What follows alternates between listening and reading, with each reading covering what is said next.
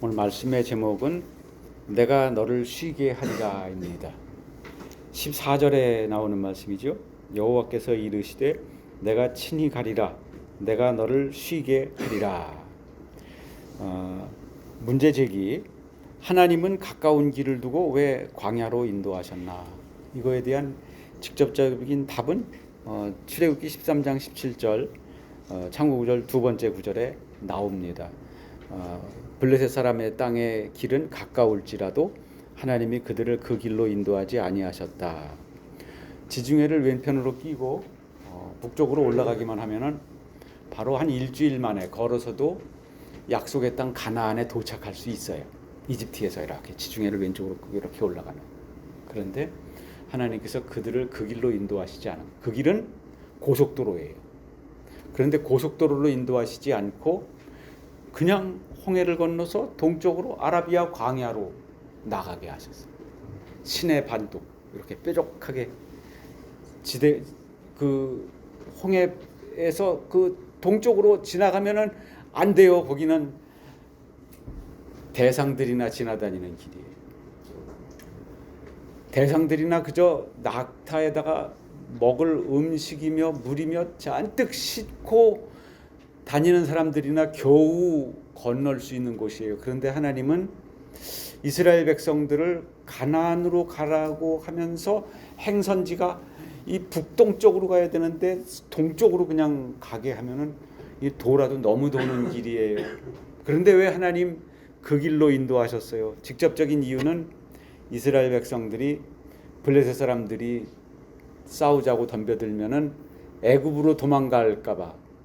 그러니까 그 가나안으로 올라가는 고속도로는 가나안으로 가기도 빠르지만 애굽으로 후퇴하기도 빠른 길이에요. 마음만 먹으면은 그냥 아이고 가나안 무서워서 못 들어가겠어. 그냥 애굽으로 다시 도망가야지. 종살이가 어때? 그래도 먹고 사는 거는 어려움이 없었어. 그러면서 애굽으로 가는 것이 그리로도 고속도로니까. 이것을 하나님께서는 원치 않으셨고 이스라엘 백성들을 광야길로 들어가게 하셨다 이거예요. 근데 그들이 출애굽기 15장에 보면은 뒤에서는 애굽 군대가 쫓아오고 앞에는 홍해가 딱 가로막혔는데 이들이 이제 우리를 여기서 죽게 하시는구나라고 생각했는데 하나님께서 이제 홍해가 갈라지게 하셨잖아요.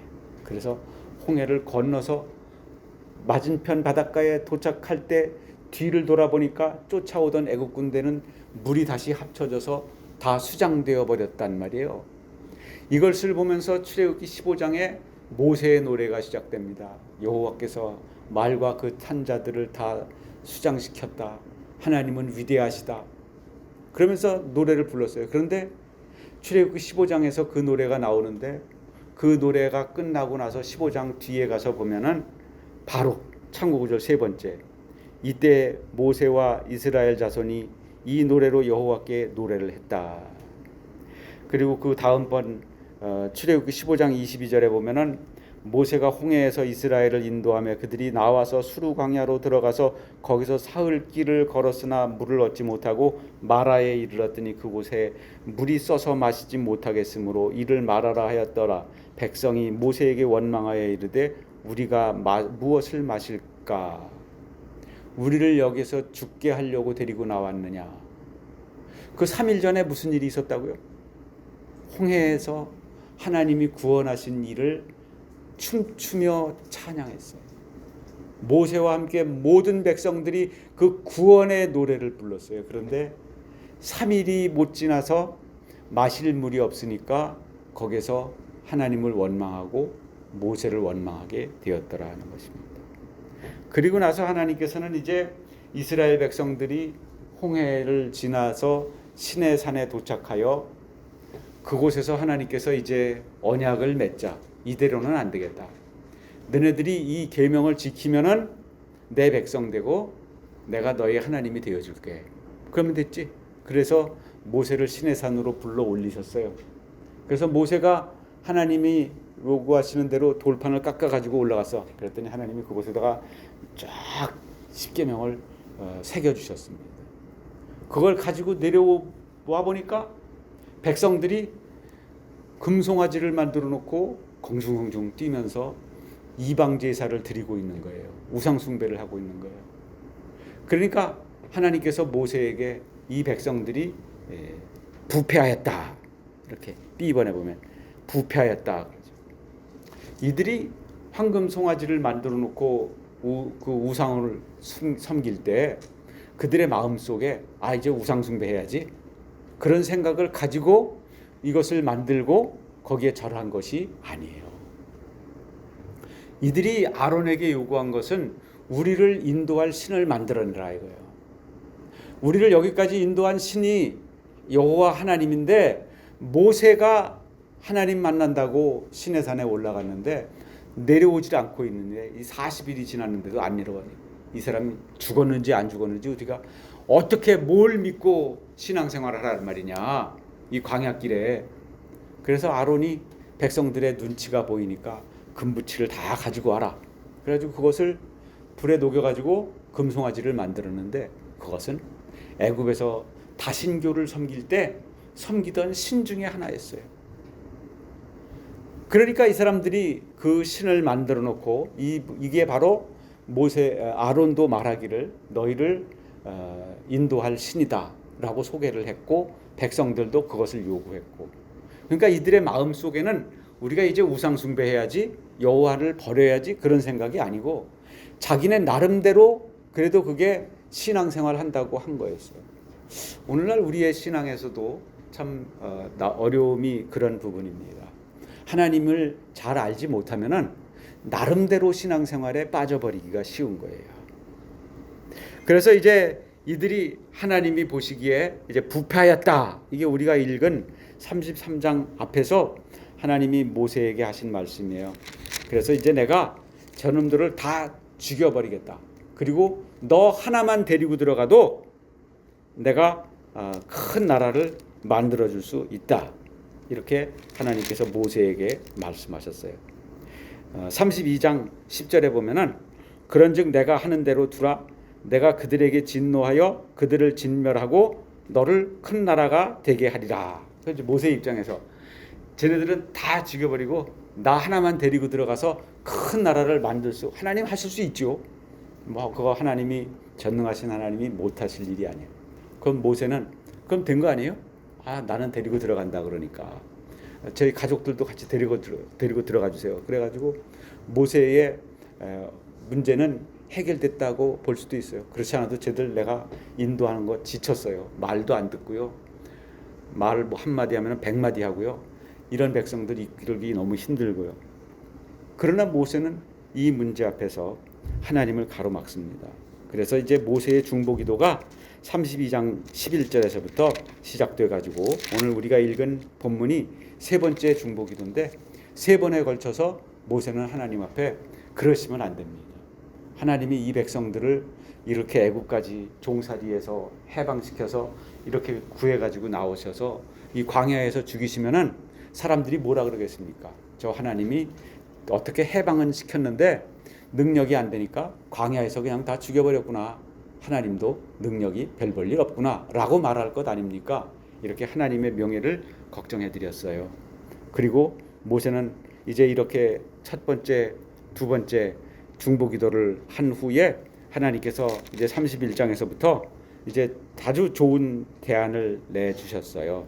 이제 내가 여기서 떠나서 아브라함과 이삭과 야곱에게 약속한 젖과 꿀이 흐르는 땅을 너네들에게 주겠다. 됐잖아요. 그게 제일 목적이잖아요.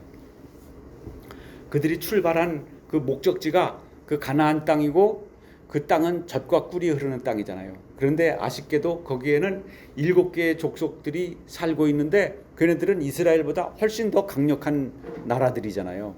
그러니까 하나님께서 말씀하시기를 내 사자를 앞세워 보내주어 가지고는 그들을 다 물리쳐 주겠다. 됐잖아요. 약속의 땅도 주시고 젖과 꿀이 흐르는 땅도 주시고 대적들도 물리쳐 주시고 다 하겠다. 그러면 모세의 입장에서는 그러면 됐습니다. 하나님 감사합니다. 그렇게 거기에서 결론을 내릴 수 있을 것 같지만 모세는 그렇게 하지 않습니다.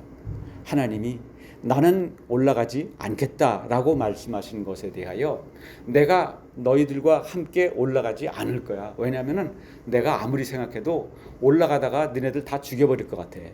하는 짓을 보니까. 그래서 모세에게 하나님께서는 나는 너희들과 함께 올라가지 않겠다. 이렇게 해서 모세가 또 하나님 앞에 중보기도 하고 회개하면서 기도를 합니다. 모세가 어떤 정도의 기도의 사람이었느냐 하면은 33장 11절에 보면은 사람이 자기의 친구와 이야기함 같이 여호와께서는 모세와 대면하여 말씀하시며 모세는 진으로 돌아왔다. 하나님이 모세를 그렇게 친밀하게 만나주시는 기도의 사람이었어요. 누가 있든 없든 하나님 앞에 나와 기도하는 그 소중한 기도의 사람이었던 것입니다. 하나님이 그를 친구 만나듯이 만나주시는 사람이었어요. 모세의 중보 기도를 하나님께서 들으시고 이제 이런 대안을 제시하셨음에도 불구하고 모세는 안 됩니다. 약속의 땅이고 가나안 땅이고 다 필요 없습니다. 하나님이 함께 가시지 않으면은 차라리 여기 광야에 있는 것이 더 좋습니다. 이런 말을 하는 것입니다. 그래서 오늘 본문 말씀이 시작되는데 모세가 여호와께 아뢰되 보시옵소서 주께서 내게 이 백성을 인도하여 올라가라 하시면서 나와 함께 보낼 자를 내게 지시하지 아니하셨나이다. 주께서 전에 말씀하시기를 나는 이름으로도 너를 알고 너도 내 앞에 은총을 입었다 하셨습니다. 이것은 출애굽기 3장에서 불타는 떨기나무 가운데 하나님이 모세를 찾아오셔서 너는 바로한테 가서 내 백성을 해방시켜라 라고 요구해라. 그랬더니 모세가 아니 세상 천하의 바로가 내가 지금 목동의 몸으로 가서 내 백성 내놓으라고 그러면은 콧방귀도 안 낄 거예요. 그러면 누가 보냈다고 그럴까요? 그랬더니 하나님이 자기 자신을 알리시잖아요. 여호와가 보냈다 그래라. 나는 스스로 있는 자 아니라. 그때 하나님께서 모세에게 자기의 이름을 알려주신 것은 이제 하나님과 전인격적인 교제의 관계가 되었다고 하는 것을 말하는 거예요. 모세는 여기서 그것을 주장하는 거예요. 하나님이 나를 은혜롭게 봐주셔서 하나님이 내게 은총을 베풀어 주셔서 달리 말하면 하나님이 나를 총애를 베풀어 주셔서 나에게 이름도 알려주시고 나에게 개인적으로 찾아오시고 그랬잖아요.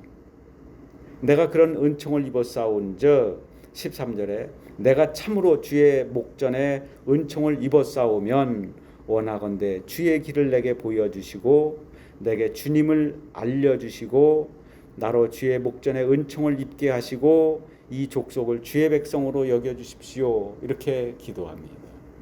여기에 이 13절에 나오는 내용에서 저는 오늘 말씀의 인사이트를 발견했습니다. 모세가 하나님께 구한 것, 주님의 길을 내게 보여주십시오 라고 말하는 것입니다. 그리고 주님의 능력을 보여달라 그런 것이 아니고 주님을 알려달라고 말을 합니다. 주의 길을 알려달라고 하는 것은 이 참고구절 첫 번째 시편 103편 7절 말씀을 보면은 모세에게 주님의 뜻을 알려주셨고 이스라엘 자손에게 주님의 행적들을 알려주셨다. 세 번역입니다. 이렇게 기록되어 있어요. 모세에게는 주님의 뜻, 즉 주님의 의중, 주님의 목적, 주님의 마음을 보여주셨고 백성들에게는 하나님의 행적을 보여주셨다. 즉 하나님이 하시는 능력을 보여주셨다 이거예요. 백성들은 하나님이 하시는 능력의 일들만 볼 뿐이에요. 그러나 하나님의 목적과 하나님의 뜻을 보지는 못해요. 백성들. 그것을 보는 사람은 모세였습니다. 모세는 하나님께 하나님의 길을 내게 보여달라고 말을 했습니다. 우리가 하나님의 길을 아는 것, 하나님의 목적을 아는 것은 하나님이 행하시는 능력을 아는 것과 이 수준 차이가 아주 큽니다. 예수님께서도 요한복음 4장 48절에 보면은 참고절 밑에서 세 번째 예수께서 이르시되 너희는 표적과 기세를 보지 못하면 도무지 믿지 않는구나 이렇게 말씀하셨어요. 내가 언제까지 이 기적을 계속 보여줘야 돼? 기적 없으면은 안 믿어? 이런 말씀이거든요. 하나님의 행적을 보고 믿는다고 하는 것은 그저 홍해를 건너게 하시고 이집트 군대를 수장시켜 버리고 마른 땅에서 샘물이 나게 하시고 그리고 하늘에서 만나를 내려주시고 이럴 때는 신앙생활 하는데 아무런 어려움이 없어요. 그때는 진짜 믿음 좋은 사람과 믿음이 아주 작은 사람의 구별이 안 돼요. 모든 문제가 해결이 됐을 때, 아무 문제가 없을 때, 즉각 문제를 해결해 주실 때, 그때는 신앙생활에 아무 문제가 없어요. 그런데 문제가 생기기 시작합니다. 마실 물이 없고 먹을 것이 없고 이럴 때 하나님께서 왜 모세는 하나님께 여호와의 길을 알려달라 그러는데 광야가 길이에요? 거긴 길이 아니에요. 아예 길도 없어요. 멀쩡한 지중해변 고속도로 내버려 두고 왜 이 길이 아닌 광야로 우리를 인도하셨어요? 이런 생각이 들 때가 한두 번이 아닐 거예요. 백성들은 계속 원망해요. 아니 내가 니네 아버지냐? 왜 나한테 물을 달라 그러고 왜 나한테 밥을 달라 그러느냐? 모세는 그렇게 반문하고 싶었을 거예요. 그러나 모세는 하나님께 여호와의 길을 내게 알려주십시오. 그러니까 하나님은 어떤 식으로 일하시는지 그리고 하나님은 무엇을 목적으로 하시는지 그 하나님의 마음을 저에게 알려주세요. 그리고 다른 어떤 것보다도 주님이 어떤 분인지 주님을 나에게 더 알려주세요. 이렇게 하나님의 품속으로 다가들었던 것을 볼 수 있습니다. 그리고 하나님 이 백성 다 버리고 네 백성이라고 말씀하셨죠. 이 사람들이 왜 내 백성입니까? 하나님의 백성들이죠. 하나님의 백성으로 여겨주십시오. 이렇게 중보기도를 합니다. 그랬을 때 하나님께서는 모세의 기도를 기뻐하셨어요. 그리고 나서 14절에 대답하십니다. 여호와께서 이르시되 내가 친히 가리라. 내가 너를 쉬게 하리라. 모세가 쉴 날이 있어요? 앞에서 이드로 장인이 찾아와 가지고 자네는 어떻게 하루 종일 근무하나? 잠도 안 자고 근무만 하네? 일만 하네? 그랬더니 알아보니까 혼자서 그 모든 지방법원, 고등법원, 대법원이 하는 모든 일을 자기가 다 하고 있는 거예요. 그러니까 그렇게 하다가 자네 과로사 하네. 그러면서 10부장, 50부장, 100부장을 세워가지고 작은 일들은 거기서 다 판단하게 하고 자네는 중요하고 큰 문제들만 판단해주게. 대법원 일만 했다고 그래서 모세가 한가하게 쉴 수 있는 날이 있었을까요? 그런데 하나님께서 놀랍게도 이 광야에서 너에게 쉼을 주겠다고 말씀하세요. 그 14절에서 모세가 쉼을 얻으려면 그 조건이 뭐예요? 내가 친히 가리라. 내가 너를 쉬게 하리라. 여러분 바쁘죠? 얼마나 바쁩니까? 요즘 안 바쁜 사람이 없어요. 초등학생들도 바빠요. 시간표 정해놓고서 살아요. 초등학생 애들도. 그래서 1분만 늦으면은 셔틀버스 아저씨 난리 납니다. 엄마한테 전화 오고 막 엄마들이 애들을 실시간으로 위치 파악하잖아요. 아니 우리 애가 왜 아직 교실에 있어요 여태? 바로 전화 옵니다. 애들이 얼마나 바쁜지 몰라요. 쉼이 없어요 애들이. 그런데 모세와 같은 지도자가 되었음에도 불구하고 하나님이 쉼을 주겠다고 말씀하세요. 여러분 쉼을 원하시잖아요. 좀 여름 휴가도 좀 다녀오시고 저도 이번 주간에 좀 쉬고 오려고 합니다. 그 쉼은 내가 친히 가리라 할 때 이루어질 수 있는 거예요. 내가 이 백성을 60만 명을 이끌고 가려면은요 나는 과로사해요. 그런데 하나님이 이끌어 주시고 나는 그냥 하나님만 따라가면 돼요. 그러면은 얼마나 쉼이 있는 지도자의 길을 갈 수 있을까 생각이 듭니다. 이 백성들은 틈만 나면은 원망하고 불평하는 사람들입니다. 그러나 이것을 모세가 하나님과 동행하는 경험을 하게 되었을 때에 그에게 하나님은 진정한 쉼을 안겨주십니다. 모세는 젖과 꿀이 흐르는 땅에 만족하지 않았습니다. 하나님이 승리를 안겨주신다고 그냥 내 천사를 앞세워 보내주면 내가 가는 거나 마찬가지다. 다 이기게 해줄 거다 라고 해도 거기서 만족하지 않았습니다. 나는 안 간다 라고 하는 하나님의 말씀을 붙들고 늘어져서 안 됩니다 하나님. 15절에서 모세가 여호와께 아뢰되 주께서 친히 가지 않으시려면은 우리를 이곳에서 올려보내지 마옵소서. 이 말은 가나안 땅, 젖과 꿀이 흐르는 땅, 복지국가 다 필요 없습니다. 그거 안 가져도 괜찮아요. 거기 안 보내주셔도 괜찮아요. 여기 광야에서 하나님과 함께 있을래요. 이것이 모세의 기도였어요. 우리는 하나님, 그러면 안녕히 계십시오.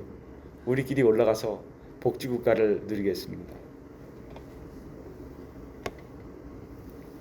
어떤 우스갯소리를 제가 페이스북에서 봤는데, 어떤 사람이 시어머니하고 같이 성지순례를 갔는데 안타깝게도 시어머니가 성지순례 갔다가 그 성지 이스라엘에서 돌아가시게 됐어요.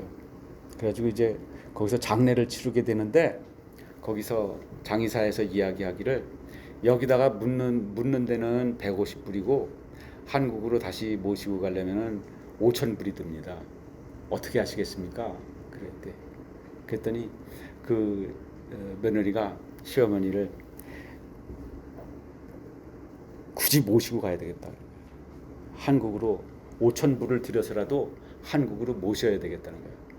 아니, 여기다가 묻는 거는 150불이고 한국으로 운구하려면은 5,000불 드는데 그래도 모시고 갈래? 그랬더니 2000년 전에 여기서 한 분이 돌아가셨는데 그분이 3일 만에 다시 살아났다고.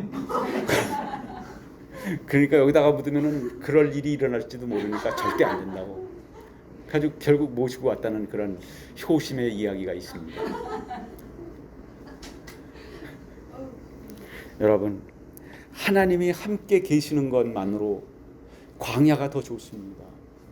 우리는 하나님이 나와 함께 계시는 것의 소중함을 알지 못하면은 광야, 인생의 광야가 해석이 안 됩니다. 여러분 앞에도 광야가 있어요. 그 광야가 해석이 그때그때 돼요? 아니, 저 고속도로 놔두고 왜 나를 이 광야로 이끌어 가셨을까? 왜 돈은 항상 부족할까? 왜 건강은 항상 만족스럽지 못할까? 왜 이런저런 문제들이 내 앞에 줄줄이 대기하고 있을까? 이런 문제들 앞에서 우리는 이 광야를 해석을 못해. 홍해가 갈라지고 애국 군대가 수장을 당할 때는 하나님 할렐루야 막 신앙이 그렇게 좋을 수가 없어.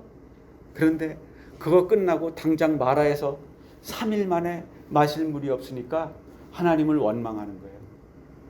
그 고난은 하나님이 무능해서 생긴 고난이 아니에요. 하나님이 계획성이 없어서, 아니 일정을 이렇게 짜? 아니 왜 이렇게밖에 일정이 안 나와? 오아시스에서 오아시스로 이렇게 연결해야지.